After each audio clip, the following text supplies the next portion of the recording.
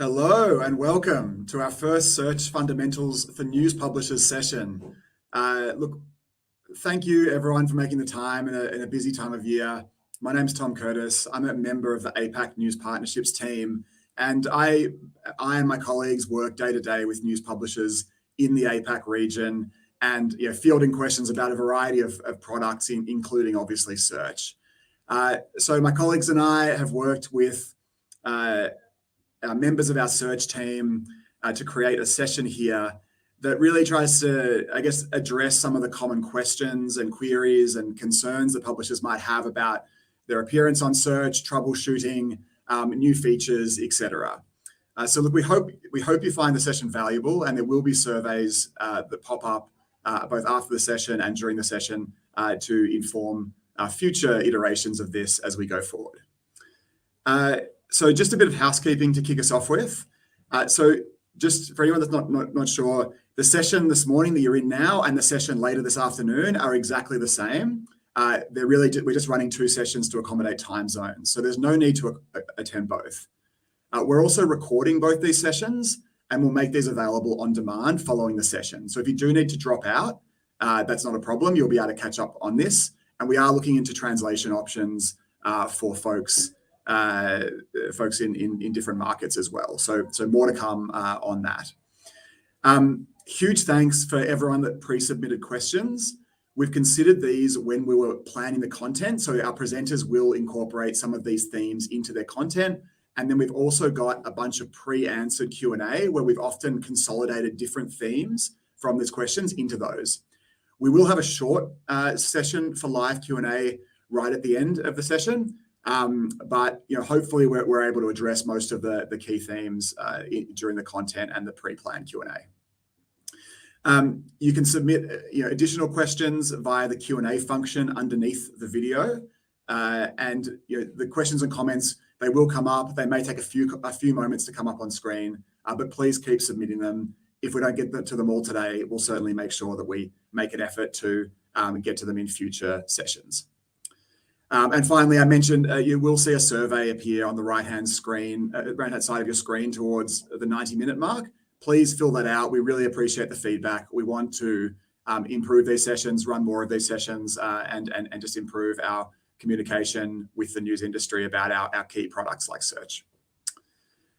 So with that all wrapped up, I'm super excited to welcome two esteemed speakers to this session and to APAC. So huge welcome to Danny Sullivan, who is really an industry veteran and sort of OG of the search SEO and SEM marketing, SEM sort of industry. Danny's actually been credited with popularizing the term search engine marketing. So we're really in search and SEO royalty right here. Danny, of course, now is our official search liaison, and you'll see him tweeting out all sorts of interesting information and content from @searchliaison on Twitter. So please follow him. So welcome, Danny. And we also have Gary Ish, and Gary's a webmaster trends analyst dedicated to creating a better search experience for users. So Gary does a lot of work on the Webmaster Central blog, on Webmaster forums, etc., answering all your questions. And of course, his official title is the Google House Elf. And so, Gary, thank you so much for making time. Thank you for getting Santa Claus to let you out at such a busy period of the year. And I hope that you're back on a plane to the North Pole after the end of today. So look, just briefly, I'll just run you through the agenda. We've got a fairly high-level how search works type session, always fascinating, always great to have a refresher. We've then got a news-specific session on how to appear across the different news surfaces, a bit of an explainer there, and some specific features and tips for news publishers. And then we're going to go into technical best practices for news sites, as well as the FAQ, both pre-planned and also live. So look, thanks again for making the time. I will now throw to Danny to kick us off with the content. Great. Thank you, everybody. I'm glad to have you here and to be talking with you. And so before we start, go to our next slide. just to be clear, we're going to be talking about search today, not about ads. So search is the stuff that is not sold, does not say ads on the page, does not say sponsored next to it. Sometimes people refer to it as the organic results, that sort of thing. That's what we'll be talking about today. We'll also be talking about Discover, which is not actually part of search, is a different kind of service, but we'll share a little bit about that as well. Next slide. I also want to talk a little bit about what we call our honest results policy. And that means that no site can get preferential treatment.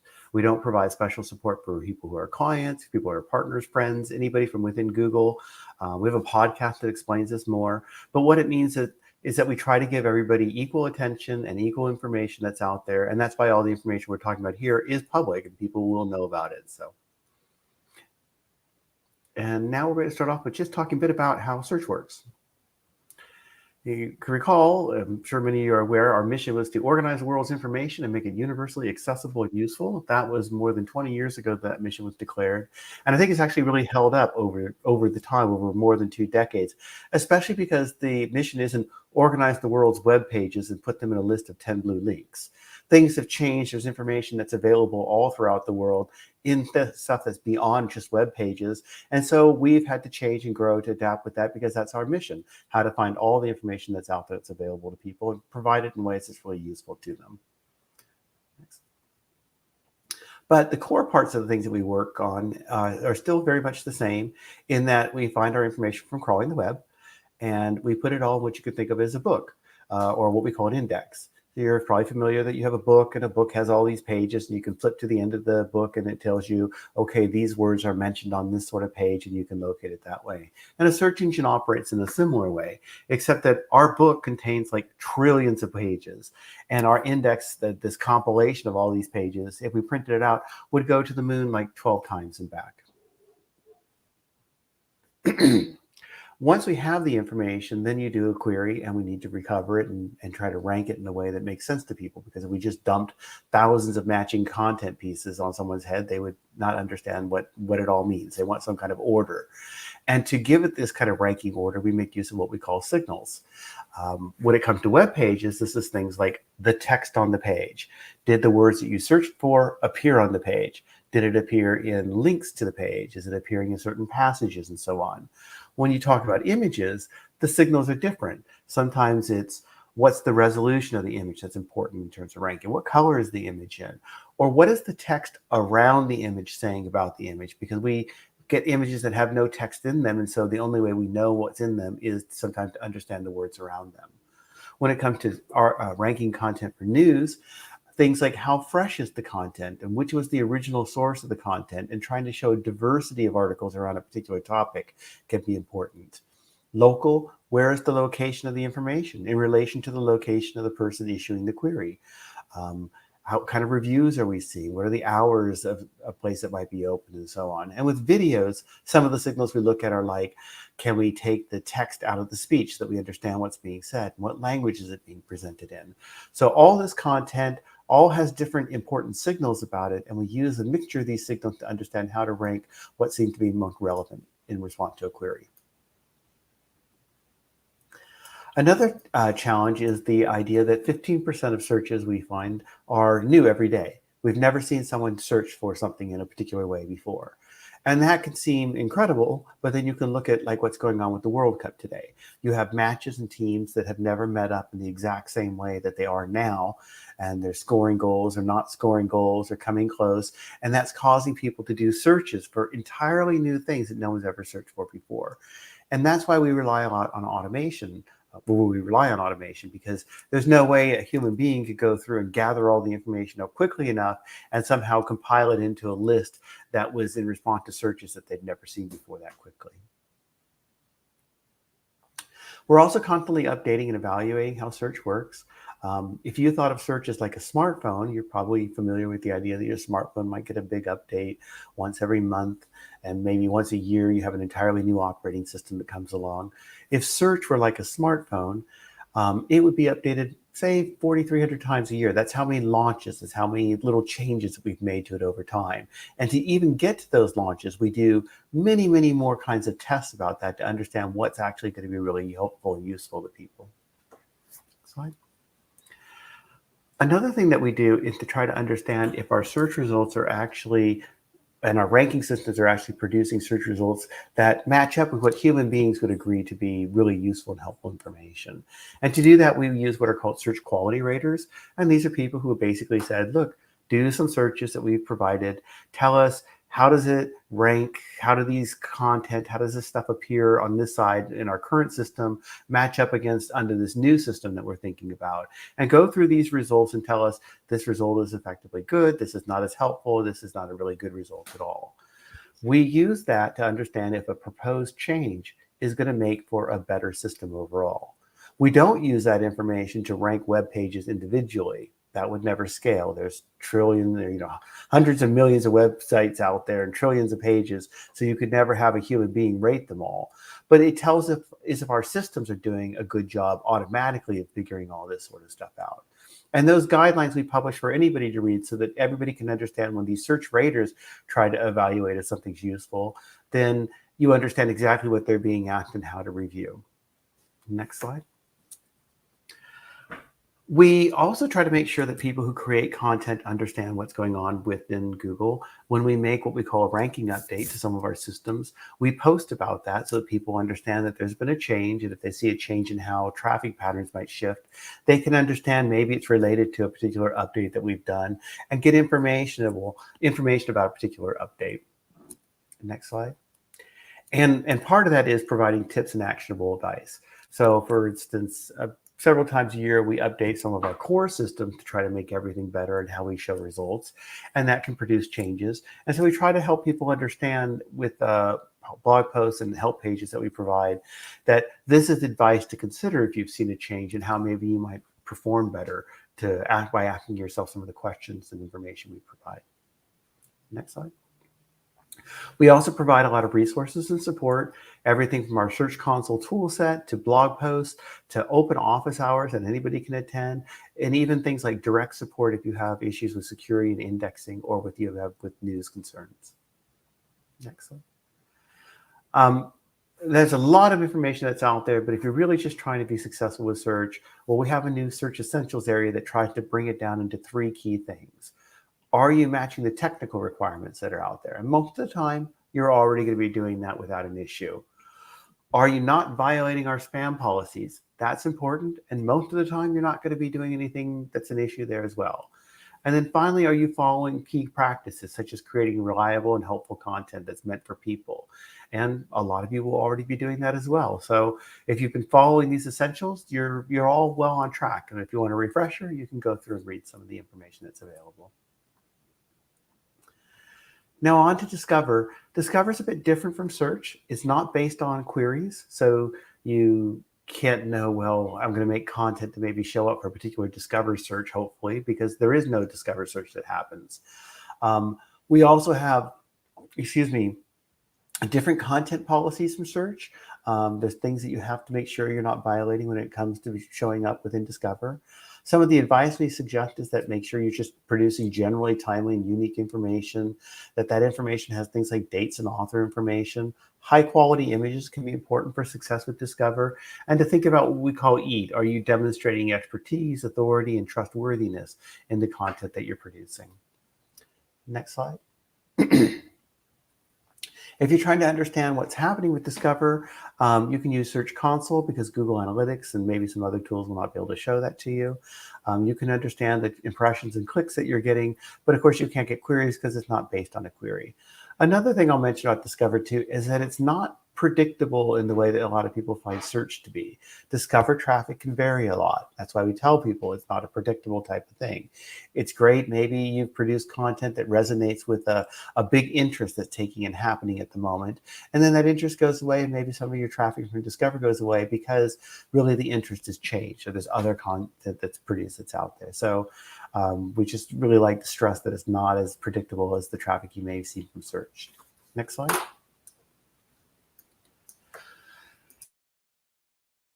Excuse me. Now we're going to have a shift over to talk about Google News, and that begins with Google News Services. Sometimes people say Google News, but we like to talk about services because there are different places where content from Google News can appear. There's, of course, the Google app that may show you things like Google News Briefing, or you can go through, say, like the headlines that are over in Google News app or at the Google News site. But then people do searches on Google itself, and Google News helps provide the information that appears within the top stories section. Or you can do a search and you can click on the news tab, and that will bring up just matching news results as well.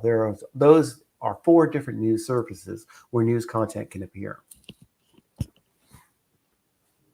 Also, we have local displays that can show up for Google News as well. Next slide. And to keep in mind, to appear in Google News services, to be eligible to be there, you have to have 3 key things. That you're demonstrating expertise, authority, and trustworthiness, as I've talked about. That you have a consistent history of producing original news content. If you're an entirely new site, we just might not have seen enough history for that to happen. And that you're following our news policies. And I think I'll get into this a bit later also, or may come back to it, but it's an all automated process. Years ago, it used to be people would apply to be in Google News and it would get reviewed. And then it was like, okay, now you're in Google News. But these days, our systems work automatically. They're just trying to automatically determine if content seems to be relevant for Google News or not. And the advantage to that is we're finding news from places that we might not have found before because the people producing it might not have ever thought to actually apply. So that's an upside to it. But if you're finding that you're not showing with your content in Google News, just focus on those 3 areas, and then hopefully our systems over time will start to pick you up that way. But it is an all automated process. And if you're really trying to understand, am I receiving traffic from Google News, you can use Search Console because it has reports that will tell you whether or not you're getting traffic from Google News or Google News services. Some things to consider. So we're often asked, well, how does ranking work within news and news services? A bunch of different things here. First of all, the relevance of the content is what someone's searching for, seeming to match some of the words and the topics and things about the content that's being produced. Then there's the prominence of the news topic or the news story. And what that means is that sometimes there can be an event like the World Cup right now. And so there'll be a lot of stories written about it. And we're trying to understand both within the overall topic of the World Cup, some of the subtopics that might be happening as well. So if a lot of people are just writing about the event happening, then we will be showing stuff that we think is relevant. But we might also try to understand, wow, there's a whole bunch of stuff being written about fans that are arriving. And so we're going to try to show something there, as well to particular games that are happening and how that relates to particular queries that might happen. Our systems try to determine how authoritative content seems to be. We also try to understand freshness. I almost got myself a glass of water and I thought, I'll make it. And now I should have done that. Freshness is important. Typically, we're going to want to find content that seems to be very fresh, as you would expect for news. But we also try to find a balance because sometimes just because something is entirely slightly newer than another story, that doesn't necessarily mean it's more authoritative or that it's more original or that it's even more comprehensive. So we try to find a balance there. And then things like location and language in relation to the person who's searching, because quite often people are going to want information from the general location. Not always, but it can make a difference. And usually they're going to want the content to be in the same language that they're searching. Now, things to keep in mind in terms of what we look for, what our systems look for, if content is going to appear, transparency is very important. We want to see article level transparency, which means that there's a byline, and it usually needs to be as specific as possible from an actual person. If all the content on your site is by staff, then we might not feel like that's enough. Our systems might not feel like that's enough transparency to understand who's really producing the content. Sometimes it makes sense. Don't worry if you have like a by staff thing on occasional articles, but if that's everything that's happening, it's probably not as much transparency that needs to be there. We also want to see a publishing date, and a very clear publishing date. And dependent, those publishing dates don't change. So it's fine that a story might be updated if it has a substantial change, but just changing the date on a story all the time to try to make it fresher, even if it hasn't really been updated, would be an abuse of some of the guidelines that we have. And then we also want site level transparency. So people arriving at your site should be able to understand the purpose and the policies behind it. They should understand where the editorial and business staff are, who they are, where they're located. To the degree, in some places, There can be issues where it might not be safe for people to be publishing information like that. So we will try to understand that in a locale specific type of situation. But generally for a lot of publishers, it's not an issue. People can understand where you're headquartered, that sort of stuff, and it helps them know who's behind a site. So non-generic contact information, not just a sort of made up telephone numbers and stuff like that. Information on ownership and funding sources is important as well. So if you're part of a bigger network, helping people understand that is the kind of transparency that our systems are wanting as well. Next slide. Now we've got questions. We had a bunch of pre-submitted questions, so I'm going to go through those first, and then we'll go into, I think, just some live Q&A. And I forget where my time's at, how I'm going, so we'll go until somebody tells me we're out of time, or if we're out of questions. So the first question we had here was, I'm following all your advice. I'm still not appearing on news services. What should I do? And it's to just keep doing the things that we're looking for. Produce original content, expertise, authoritativeness, trustworthiness. It's all automated, and it's going to try to understand this over time. And it really does happen. People really do start finding that their content begins to appear when our systems have seen that. It's not always perfect. We're always looking to improve it if we can as well, but that's what you should be doing.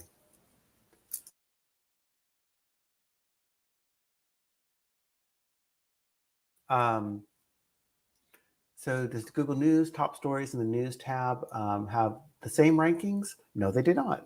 We have different ranking systems that generate different results that make sense for each of those types of things. So that's why you will see the differences, not the exact same types of things that come on there.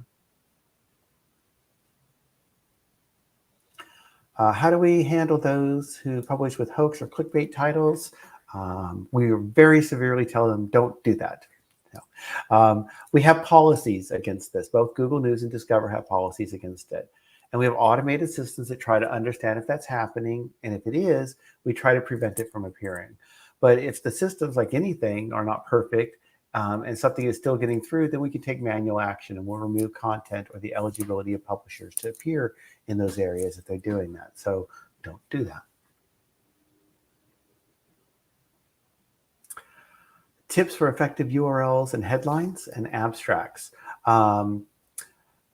Think about the user intent. So are you writing these types of things in a way that helps a user understand what is important and why they want to go there? We tend to advise not to bury the lead or the most important information. So help people understand what's going on so that they know that the information they're looking for is there and they'll come and want to read on further. And it's fine to have some of the keywords relating to an article in the URLs, but it's not that important for ranking, so don't really get that concerned about it. How do we identify what content is original? We have a lot of systems that try to just figure this out. And one of the things that can happen is if you syndicate your content, you let other people print the same articles that you're producing, you can help us understand that yours is the original content if you make use of what's called the canonical attribute. Or you tell the people who are going to be carrying your content that they need to block it from us. Because when we see two pieces of content that look the same and there's not this kind of stuff in place, it can be harder for us to identify which one is the original one. But we do try.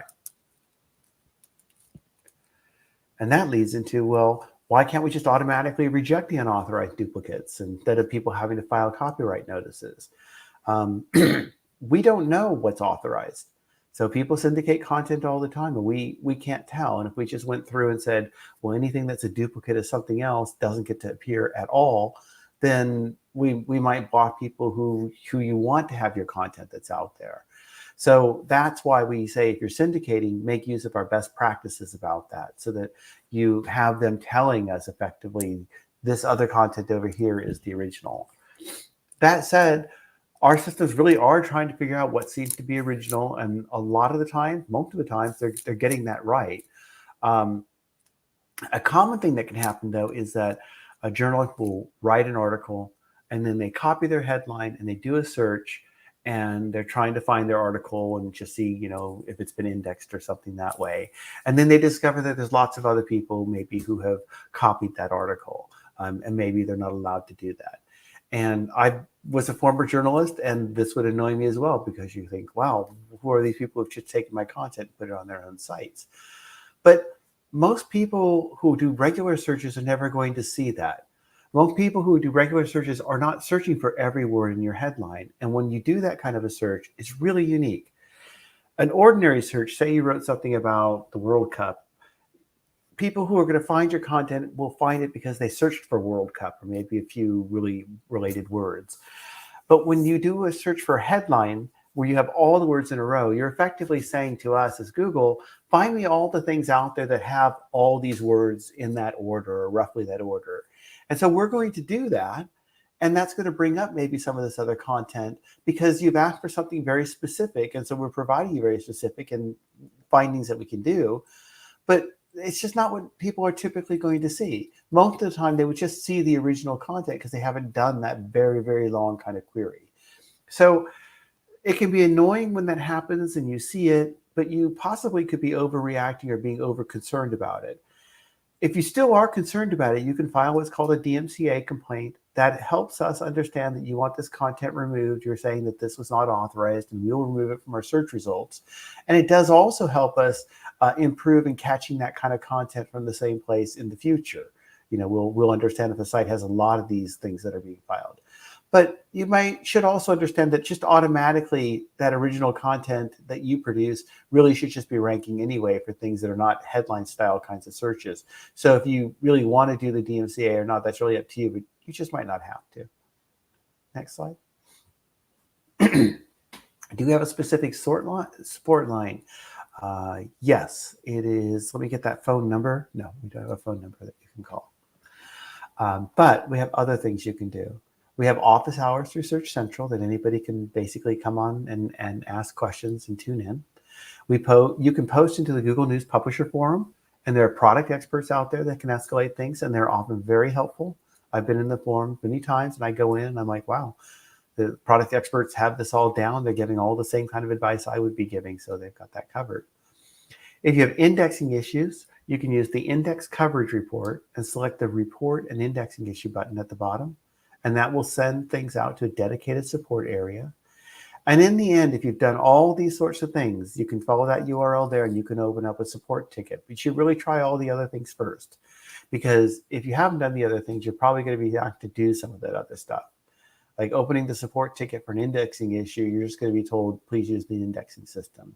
And the other thing is, if you're just saying, I need support because I'm not ranking as well as I think I should, that's not necessarily a bug. It can be disappointing that your content is not ranking as well as you want, but everybody wants their content to be at the top of the search results, and not everybody can be there. And so we have systems that are designed to try to rank things as best we can, and it just means that sometimes, everybody's content won't be there. Excuse me, I'm sorry. And so opening a support ticket, we can't change the rankings for someone. But what we can do is try to understand if there are real bugs that are happening. For example, we just are not getting to the content perhaps in the way that would really be expected. Not a ranking issue type of thing, just maybe the content's not rendering as well. Or as we said with the index coverage, maybe we're not carrying the content at all that would be expected. Next slide. Oh, and now we're off to the live questions.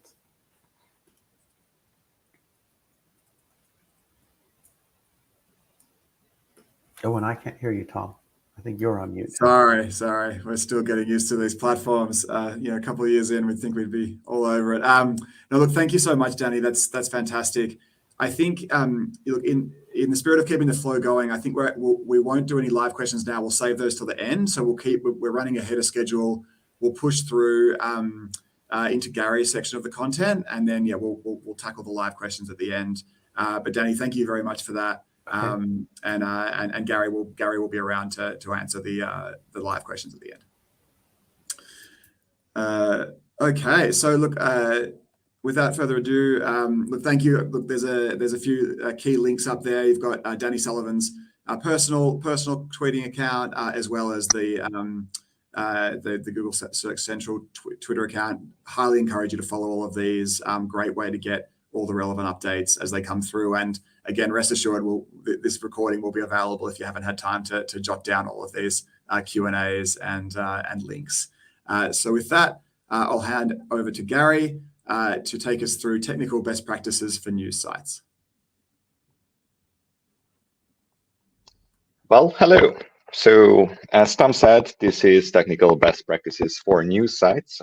You will see that these best practices are actually also applicable for pretty much any site that appears on the internet, because they are heavily overlapping with news sites. Let's start with the most pressing question, and something that we hear a lot, and that's why are pages not getting indexed quickly.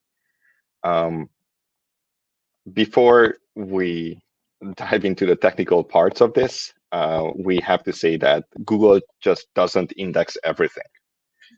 For us, there's no way to index every single document on the internet or every single web page on the internet, because there are just so many of them. We don't have an infinite index, so we can't actually put everything in the index. But there are a few things that you can do to speed up the process at which we are indexing, as well as ensuring that we are picking up your content more readily. And the most important part of that, and again, this is for any site on the internet, not just news sites, is the overall site quality. It's important to say overall site quality because many people still focus on per page quality, and then they are trying to assess whether a particular page is high quality or not.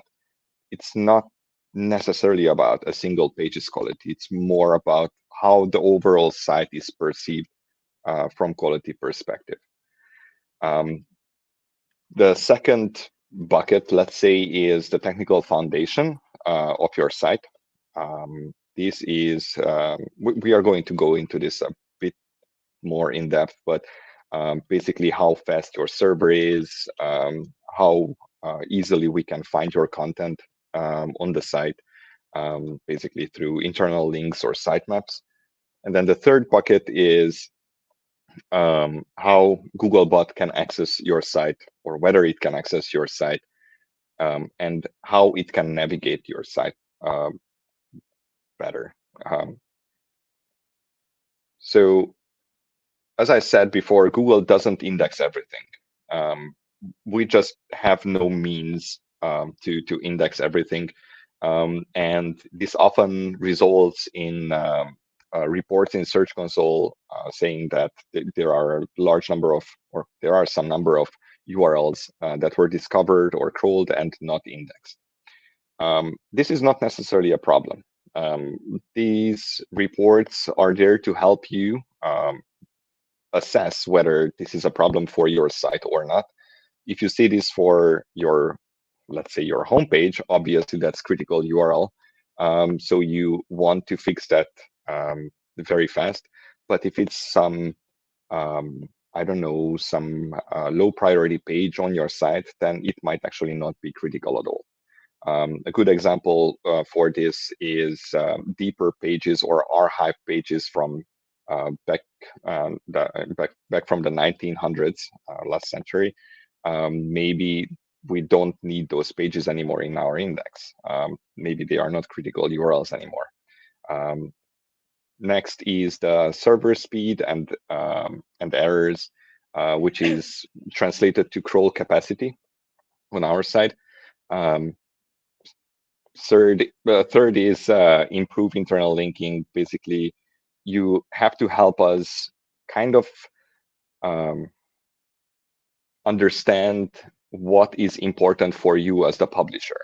This is really quite important because you do have lots of control over how we perceive your site and the structure of your site, and you can help a lot with how you are linking to your own content on your own site.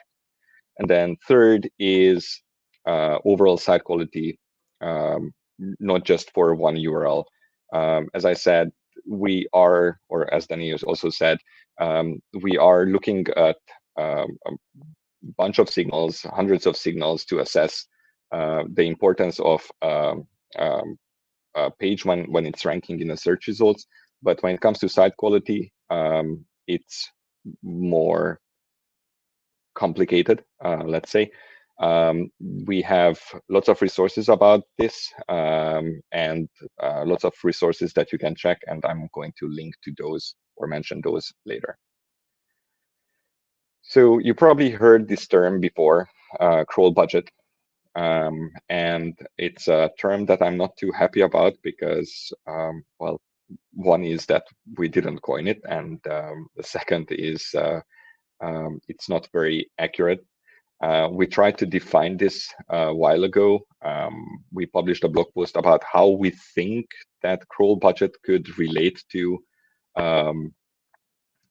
the internal terminologies that we have, and we came up with this aggregate of crawl demand and crawl capacity, basically defining crawl budget as how much we can crawl per day or how much we crawl per day. If we break this down in two, then we have crawl demand, which is how much we want to crawl from a site. This is related to how the site is changing, or how often we perceive site changes.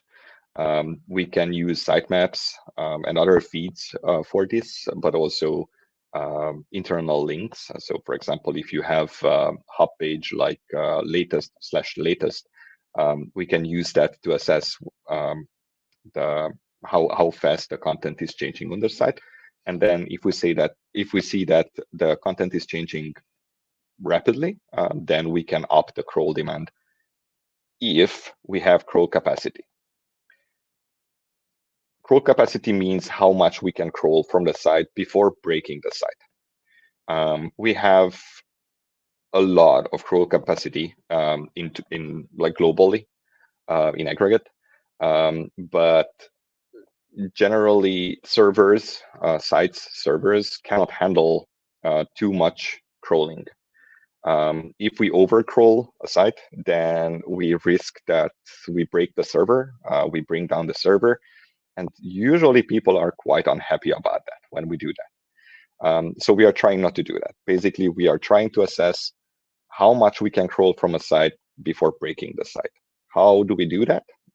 We are looking at feedback from the server and from the site to calculate whether we can crawl more or not. The signals that we are looking for are typically errors.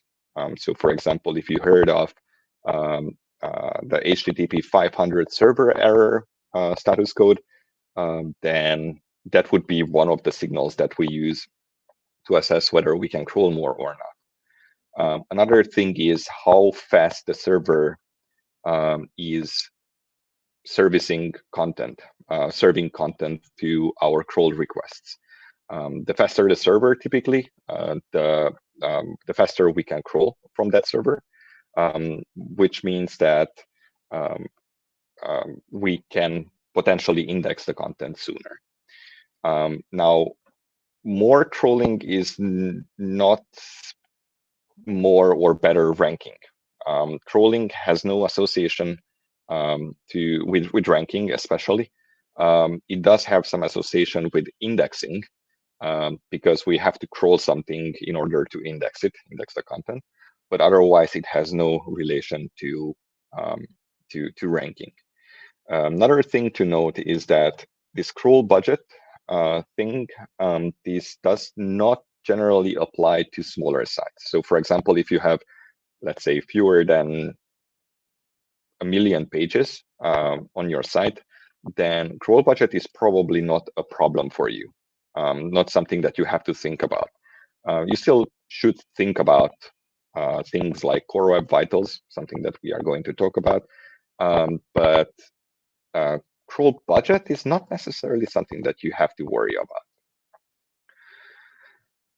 Next thing that we want to talk about a little bit is mobile first indexing. So nowadays, most crawling and indexing is happening with a smartphone Googlebot and not with the traditional desktop Googlebot that we've been using for 15 or so years. And this is something that we've done because the majority of our users are now using a smartphone to access search results. And we want to provide them the best experience possible when they are transiting through Google to your site.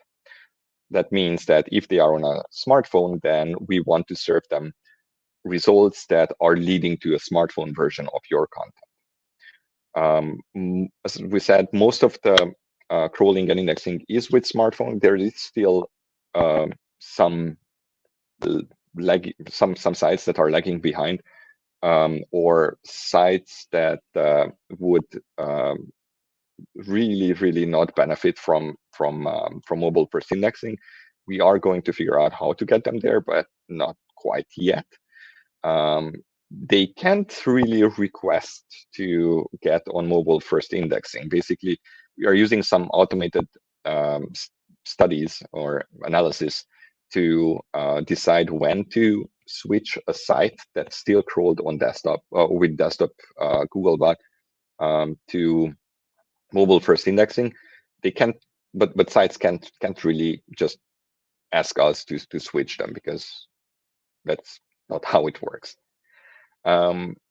But it's important to note that if we are crawling with smartphone Googlebot, then the content that's visible only on desktop, on your desktop version of your site, will be ignored.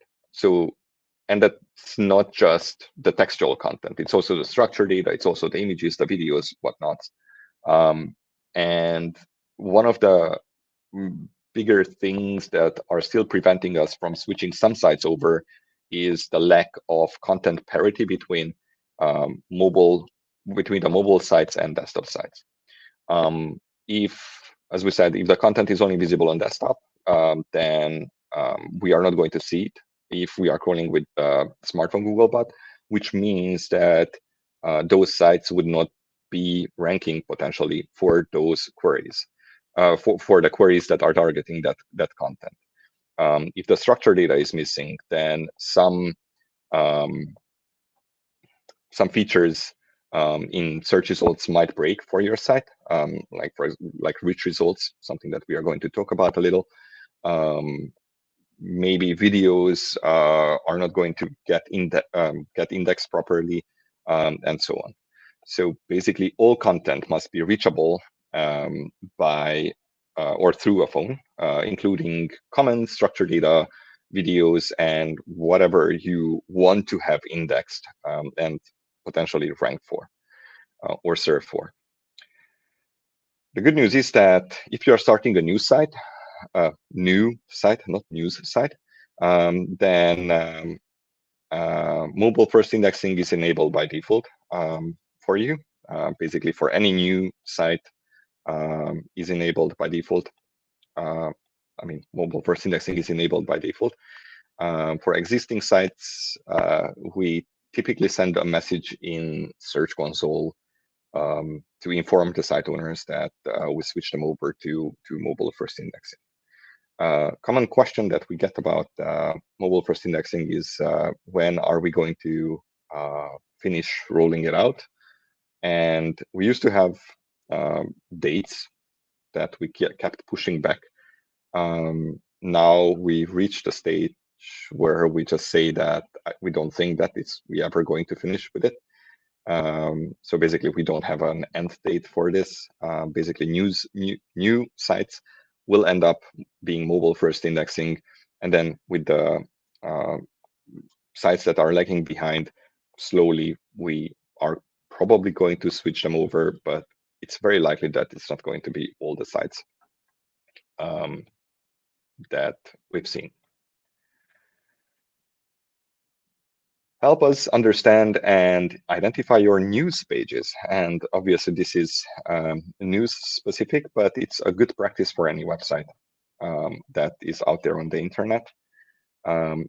So first that we need to point out is that you should really let Google see your page the same way a user does. Why is this important? Well, one thing is that we don't particularly like cloaking, which is in our Google Search Essentials. And there we state that cloaking is against our spam policies. If you are serving different content to users and search engines, that might get your site in trouble. Usually it's not a problem if the changes are technical. So for example, you are changing the content based on where the user is, where the user is located, like let's say Australia versus Singapore.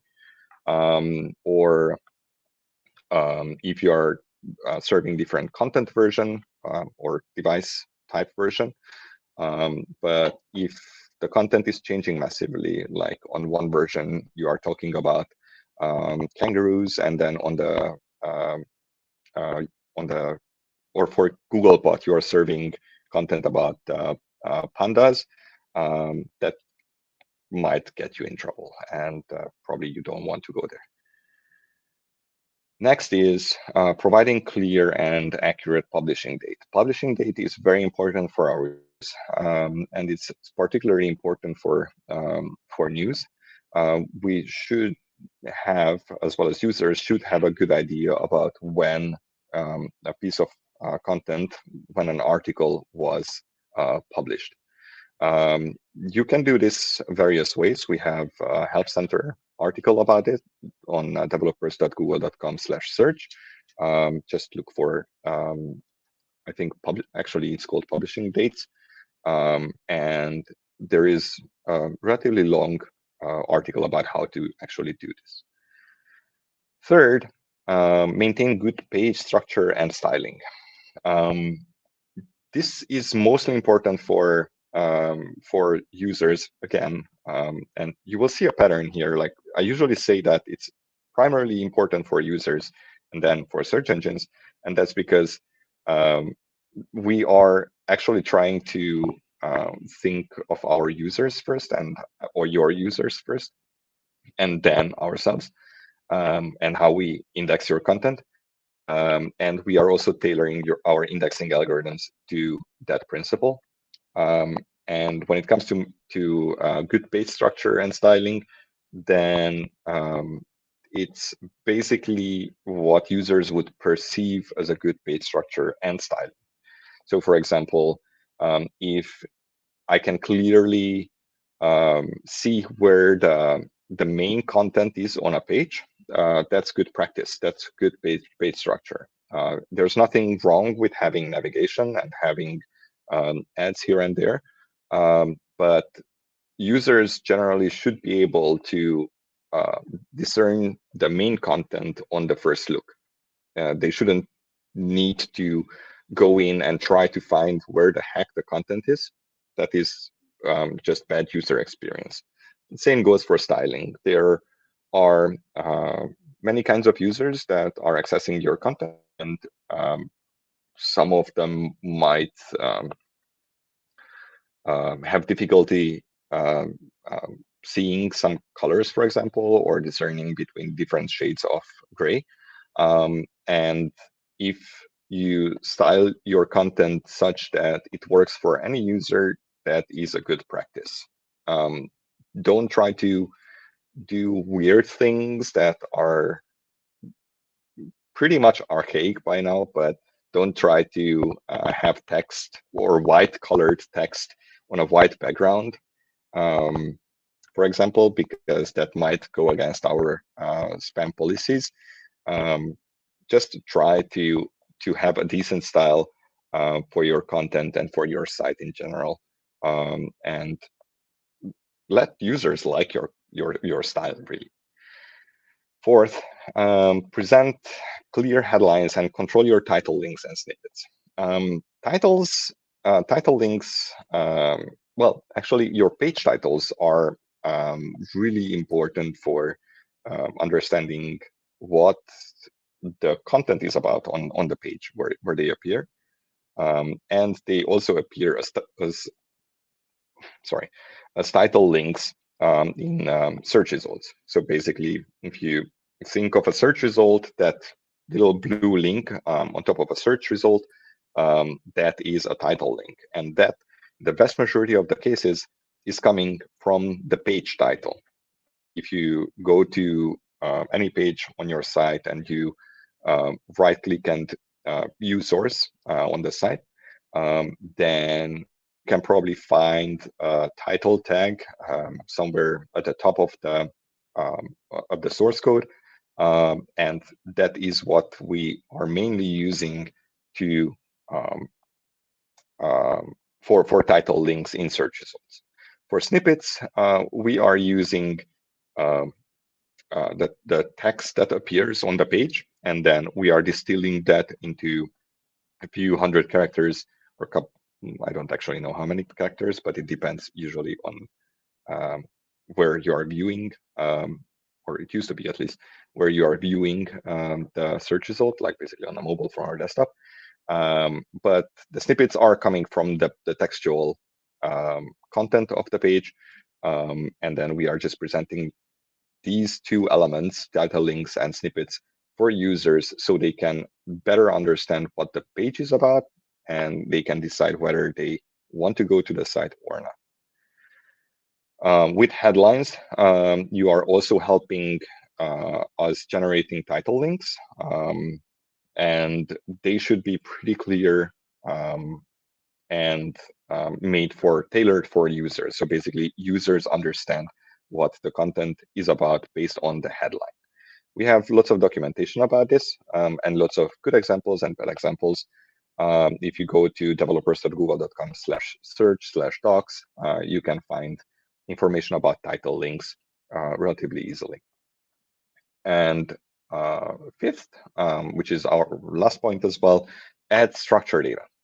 Structured data can be really, really, really helpful in general. Next slide, please. For us to understand your content, but it's mostly used for rich results. What are rich results? Well, rich results are those fancy-looking results that you can see in text search results, so basically on the All tab, and they are usually powered by structured data. On the left side, you can see this abstract depiction of how rich results might look like in search results. They, as I said, they are generally powered by structured data, and there can be quite a few of them. If you go to Google, like goo.gle/search gallery, you can see a bunch of these structured data that are powering some of these fancy-looking results, and maybe you find some that you might be able to utilize and present your site or your pages in a different way in search results. They can be pretty helpful for users, and that might mean that they are also really helpful for you. Article structure data, which you see on the right side as a script, that can be used various ways by Google.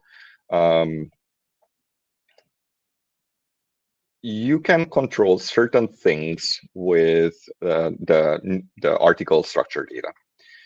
So, for example, you can more explicitly tell Google what your news articles are about, who wrote it, the title of the news article, which can help us better understand the content or the page itself as well, and then present it better or differently in search results.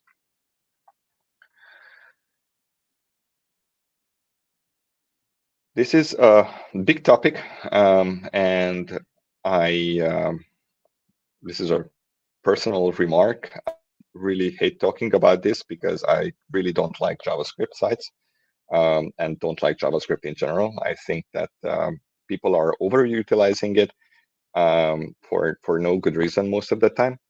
The good news is that Google can render most JavaScript quickly and reliably. we are using the most recent Chrome version to render pages that we crawl on the internet, and then we are using that rendered version of the content for indexing and ranking as well.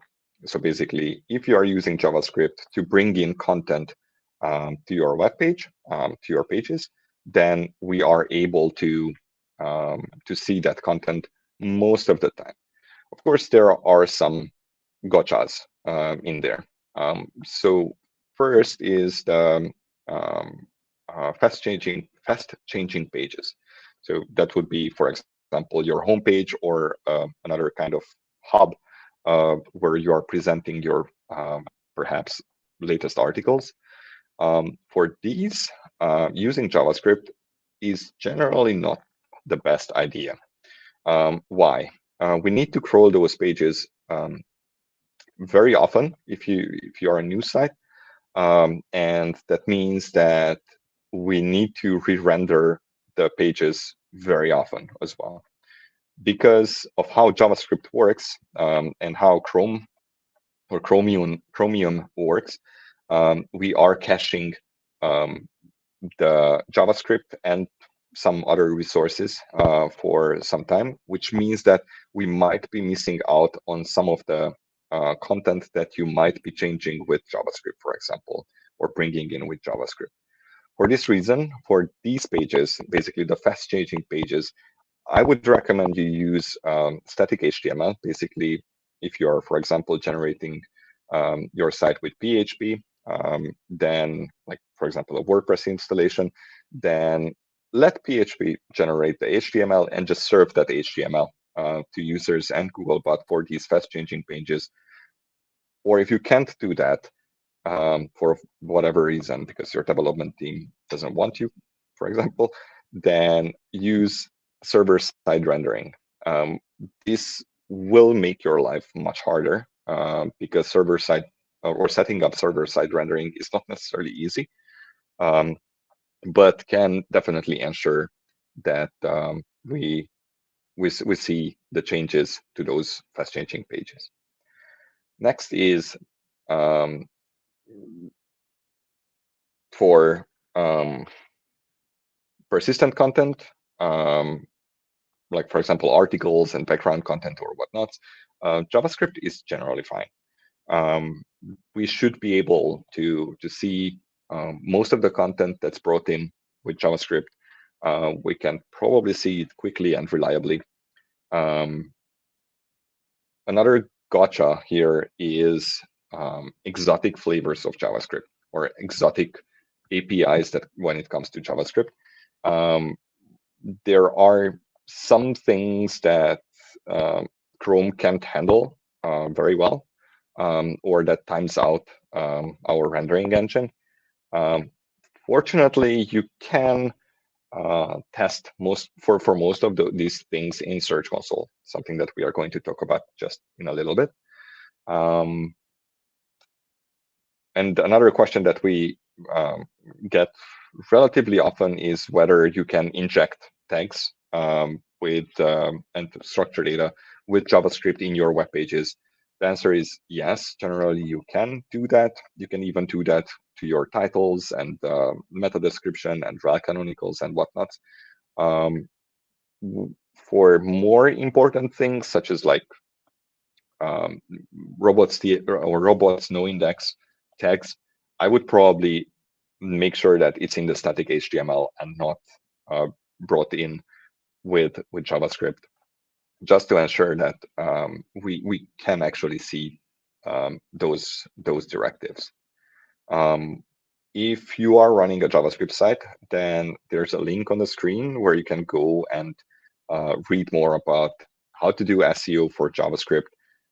It shouldn't be too hard, but it's also not very easy to do. So on this next slide, we are going to talk about, well, on the next slides, we are going to talk about Search Console, specifically how Search Console can help you by issues with your site and pages specifically, some reports, and also Google Analytics and Search Console Insights. So, well, actually, before we go there, let's talk a little bit about page experience, because this is something that we are going to look at within Search Console. So page experience is something that you probably heard of quite a bit in the past years in the form of Core Web Vitals, where we are typically, or something that we typically talk about when it comes to page experience. But page experience is not just Web Vitals. It's also about mobile friendliness, whether pages are HTTPS, interstitials, and all these, plus the Core Web Vitals, and all these together feed into the page experience signal that we have for ranking in search. So basically, page experience, if you're looking at those boxes and you try to explain to a human what page experience is basically a measure of how users perceive the experience of interactions with a web page beyond its informational value. So you're reading the page and it has great value, but it can have really bad page experience. For example, maybe it loads very, very slow, or some of the on the page are jumping around when you're trying to click them, being very, very, very annoying. Then we have the Core Web Vitals as well, which measures these things that I just mentioned, basically the loading performance, how fast the page is loading, interactivity, the visual stability of the page. These are all Core Web Vitals signals, or assets, I guess. And these Core Web Vitals are something that you can influence. Basically, your development team can ensure that your page is loading fast, your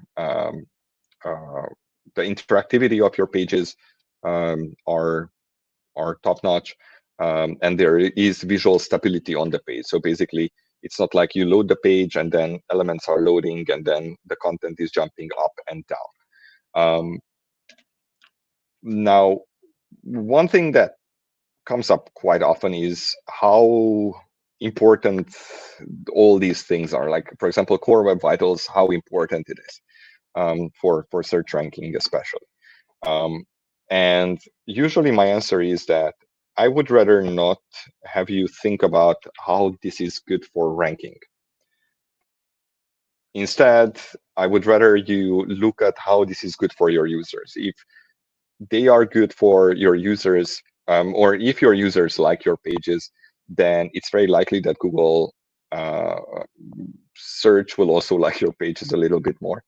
And also, generally, these signals are less powerful or less strong. Our traditional signals, such as how topical or how relevant your content is to a user's query and quality of the so on. So basically, first focus on the quality of your site and that you have good content, and then you can start looking at page experience and how to improve it, or at least that's my opinion.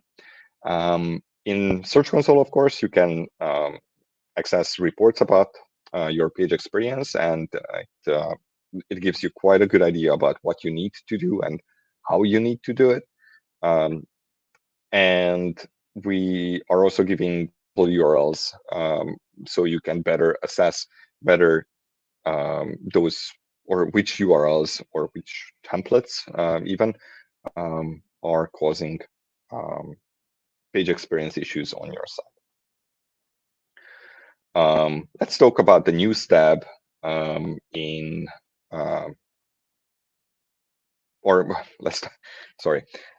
let's talk about performance report in search. within Search Console. So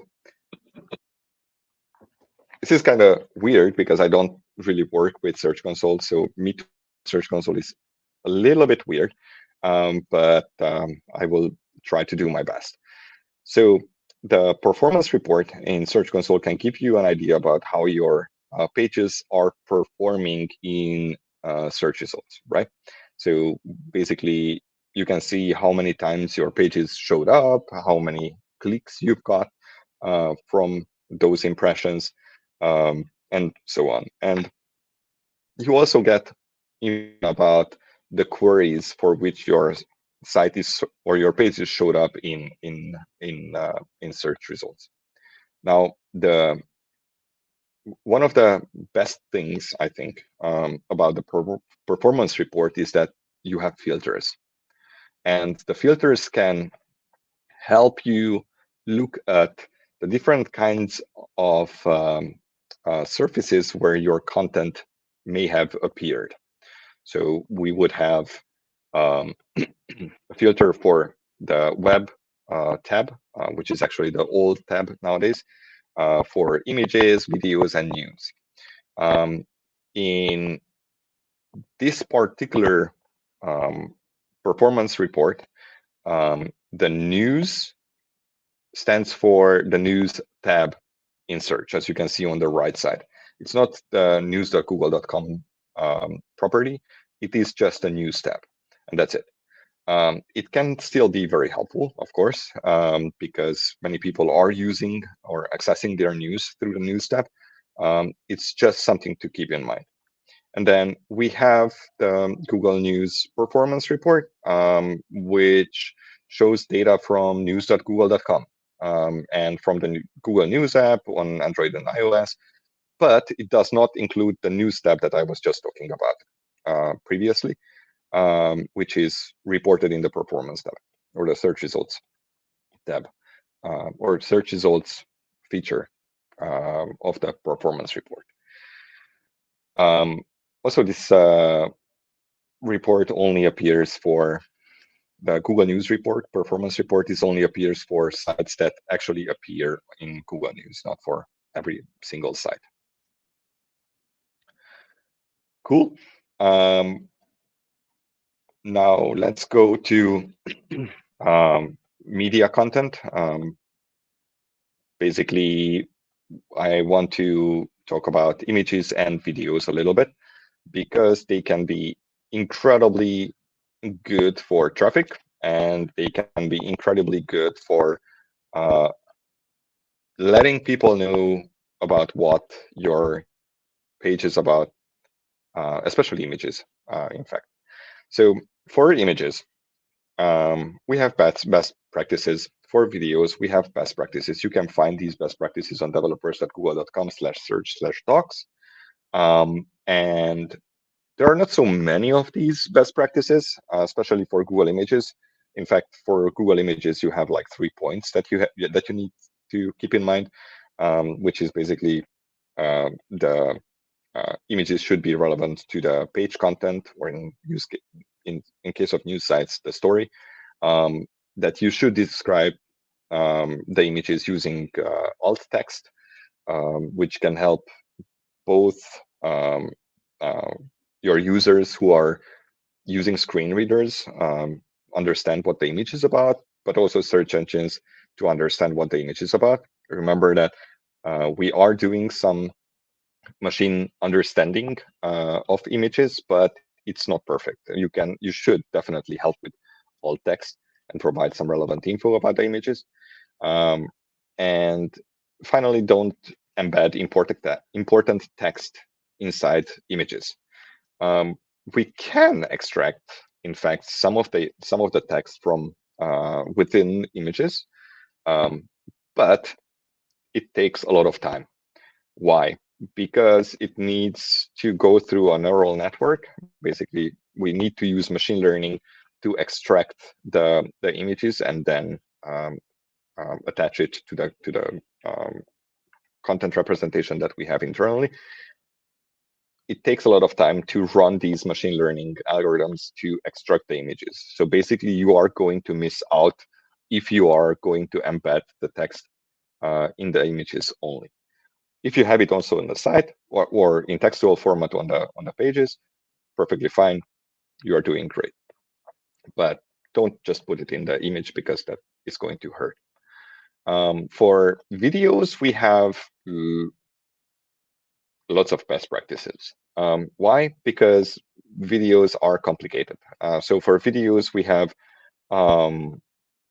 basically guidelines about how to use structured data to help us understand your videos. We have guidelines about what kind of image, what kind of video formats you can use. We have guidelines about many things that when it comes to videos, yet videos can get you quality traffic through search. So I would, if you are publishing videos, I would definitely recommend you to check out our video best practices, because they are going to be very, very helpful for you if you get videos to appear in search results. How videos appear in search? There are quite a few ways. The thing that you see there, I forgot what it's called. Skip to content or something. This is powered usually by structured data. We can also do some magic extraction with some machine learning, but that again takes time. If you provide structured data, it's much easier. There are various surfaces or various features that use structured data, that use videos, and the atomic atomic videos feature, which shows individual videos to help you get a sense about what you are going to see when you are going to that video site or your site. And it can also give you a preview of that video. The preview is important because sometimes videos start one way and then end different ways, basically confusing users. And previews can help ameliorate a little bit this issue. But you have control over those previews as a publisher. So basically, if you want to have only up to, let's say, 5 seconds of preview shown in search results, you can do that. There is a tag called Max Video Preview, and that will enable you to limit how much preview we can show in search results. And then for videos, and to double check me, if you are publishing videos, you can go to the video report in Search Console. In Search Console, as you may have noticed, there are lots of reports, and of course there is one for videos as well. And this one about videos can give you also an idea about what is wrong with the videos, why we cannot index certain videos. If you look at that screenshot, it says at the bottom somewhere, or maybe it's cut off, I don't know. No, it is cut off. So I will tell you that it says unsupported video, and that means that you are publishing some videos that we cannot index because we don't support the format. For example, you are publishing in MP4 format. I'm just making this up now, but we can only index, let's say, Matroska format. Yep. And then we have the last section, which is FAQs, and probably we are going to do Q&As as well. Are we? Maybe. Yes, we are. I'm getting nods. So first question, we have a constant battle for our news stories and features to be found versus mainstream publications and tabloids. They have huge funding backing. How can we compete? Well, I think one of the misconceptions is that you have to do the same thing that they are doing, which is not necessarily productive. Basically, I would try to do something different. Basically, if they are publishing one way, you can try publishing a different way and try to compete with them in a different way, essentially. Search uses many factors, and those factors can actually help you compete with other sites. You just have to find a way to utilize them. And another thing to note is that if you have a small site or you are a new news site, then you can iterate much faster than those big sites, which is a huge advantage for you. So basically, go in, change things, sometimes break things, and then move on to the next thing. Try it out, see if it works for you, see if it brings in more traffic, see if you can outrank some sites that previously you couldn't, then change again if you need to. You are small, you are nimble, you can do it. And make use of Search Console and the Search Central resources because they can be quite helpful. The next question is, are dedicated sites less well-placed than news sites for special topics like weather, horoscope? And why does sports website never rank on SERP despite being the first one to publish? News websites always rank above them. Well, there is no special ranking by site type. This is just how it works. Basically, we are using the traditional signals to make sites rank. Just because they are news sites, they are not ranking better. Is there a difference in how Google search works between? Short answer is mostly no. There is a longer answer as well, but apparently I don't have time for the longer answer. But there are some initial differences when we are launching things. Launching ranking updates, for example, some may be English only or US only, which allows us to learn from those updates and then launch it in other languages and countries. Some systems may need time to adjust to other languages. This can be quite important and quite annoying as well sometimes, but they generally get there. Generally, we just try to use the same ranking algorithm pretty much and everywhere, really. Next question is the best way to optimize non-English website. Actually, usually there's no difference between how you optimize a non-English website and an English website. You can just use the same tactics. A multilingual site, then it gets trickier because then you can utilize, for example, hreflang. Look it up. You can use your favorite search engine and search for hreflang. And that can help the search engines that support hreflang rank you differently in different countries that you support. But please make sure that you are focusing on one language per page. This is always a best practice for any kind of content. It will be less confusing for us if you do that. Next, we have, what's the next question? Come on. Knowledge panels are not showing up for my brand queries or are showing up for some brand queries, but not for others. And apparently the answer is one blue dot for some reason. I don't know what happened to that slide. I think generally knowledge panels are generated based on data that we found on the internet on sites like Wikipedia and other big sites or other information sites.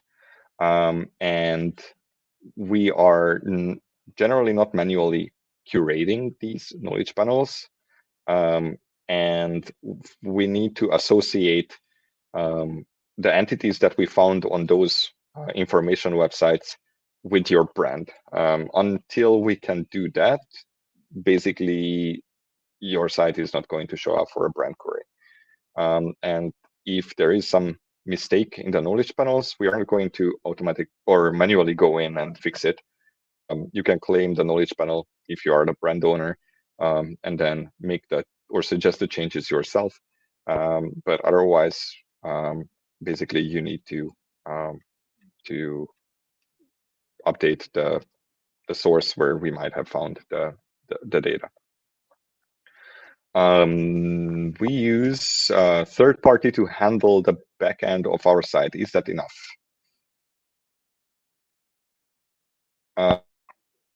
Well, yeah. It doesn't matter who manages the backend of your site. Basically, you should just ensure that your site is following the best practices for news and for Google search, and that should be it. What kind of SEO WordPress plugins would suit publishers the best? Apparently, I have to say that I like Google Sitekit, but I am biased. Well, Google Sitekit can be super helpful, but there are other plugins as well that can be very, very helpful. In general, the same plugins that you would use for a normal site or other sites would work for news sites as well. There are some additional plugins that you can use that are targeting, for example, Google sitemaps, or basically help you generate the Google News sitemap. But otherwise, you can just use whatever else other people are using, or other sites are using. Let's see the next question. Maybe or not? Yes. Next question. Oh, thank you.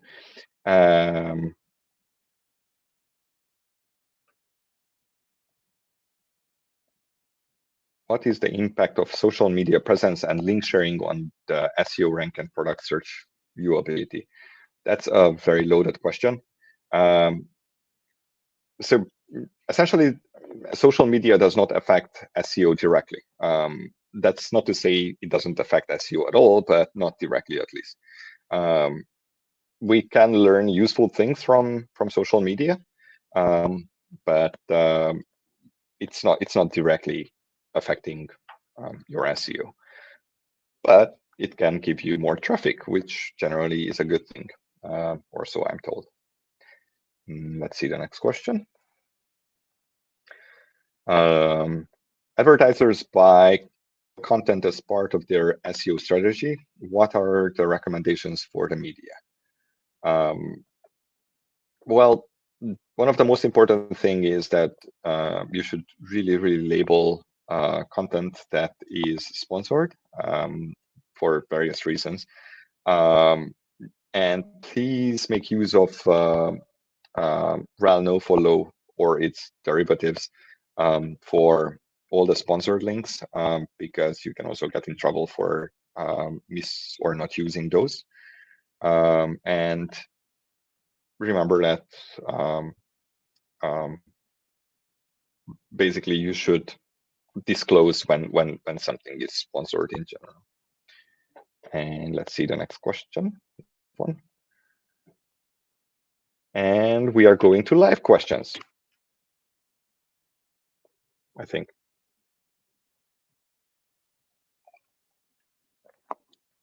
Cool.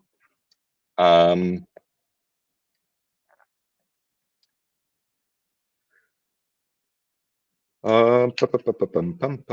long does it take for news websites to be in top stories? How old can a new news website be before showing in news section on Google search? That's a very good question. The short answer is that it doesn't matter. So basically, as soon as we can discern that the site is high quality, and then we can show it in various places on search, including top stories. You don't have to be, I don't know, like 100 days old website to show in top stories, you can show right away if your site is of high quality.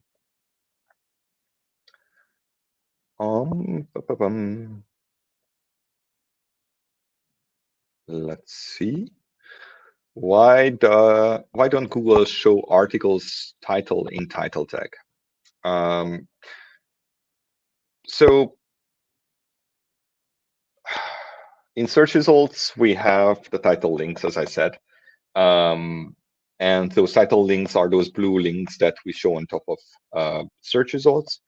And in the vast majority of the cases, that title link is generated based on the title tag of the page that the search result is pointing to.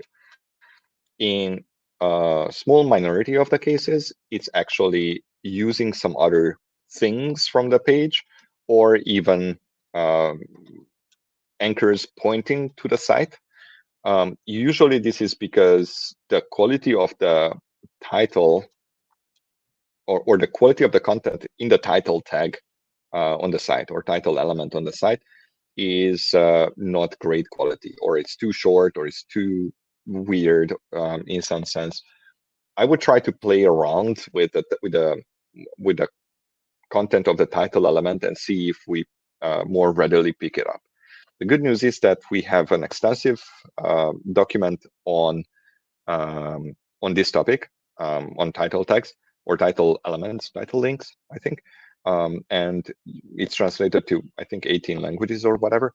And you can find it on developers.google.com/search/docs and see if those resources can be helpful for you. Next question is, can you share insights into word counts and how they affect search on different surfaces? Does Googlebot have a preference for pages with a higher or lower word count? I will answer the second part first with a simple no. Googlebot doesn't have a preference for pages with higher or lower word count. And as for the first part, can you share insights into word counts? Again, the answer is no. And basically, it's because we don't have insights into that, because we don't particularly care about word counts. This is, again, something that externally came up. Someone came up with this idea that word count matters. And from our perspective, it actually doesn't really. And if you think about it logically, why would it matter? If like I have a recipe site, right? And if I want to publish an article about how to boil an egg, so it's hard or how to make a hard-boiled egg, I shouldn't need to use like 700 words to describe that process, right? It should be enough if I use basically 5 words, and that should be enough. And typically it is. Now, the problem is most of the time that the keywords are very competitive, and then you need more signals, but that doesn't necessarily have to be the words on the page. It can be links, it can be other signals, and you can also approach those queries with different media, like, for example, images or videos, and it should actually work. Are Google's rater guidelines for search quality available to access online? Yes, and you can use your favorite search engine to search exactly for that. And you should be able to easily find it, because we are publishing it and referring to it relatively often from our documentation and also in our talks. How important is URL in ranking? Can you elaborate on how URLs can include terms, but it's not a big deal for ranking? So it's a really good question. URLs can be helpful for us to understand the content before we actually have signals about the content, or the content on the particular page. So afterwards, once we understand the content and we generate, or we collected some signals, the terms in the URL become less useful, and we are not relying on them too much. Basically, in the beginning, it can be very helpful to have the terms in the URL. It can help us understand what the page is about. Once we understand what it is about and what the page is about, it's less useful.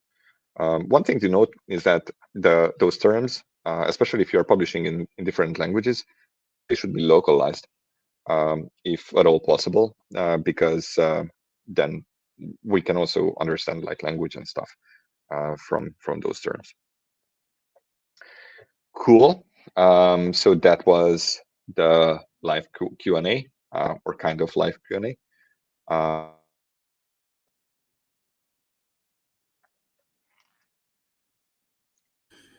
Fantastic. Well, look, thank you so much, Gary. Thank you to Danny as well for the great presentation, and thank you for everyone that attended. Look, sorry if we didn't get to your specific question. We will be reviewing all the questions that came through during the session, as well as through registration, and we've got about an hour or two before the next session, so we'll seek to incorporate those into the next session if we can. Just a reminder, the next session will be a duplicate of the content. There might be some slight variances in the Q&A, obviously, with the type of live questions that come through. So you're more than welcome to come again. Otherwise, we will be sharing recordings of these sessions afterwards. And again, a quick shout out to those resources that are on the screen there. Always available. You can tweet at Gary. You can tweet at the Google Search Central team as well. Always a fantastic and engaging conversation on Twitter there. So look, thank you again for attending. Appreciate you taking this time out of your day. I hope it was useful. Please fill out the survey, and we will see you next time.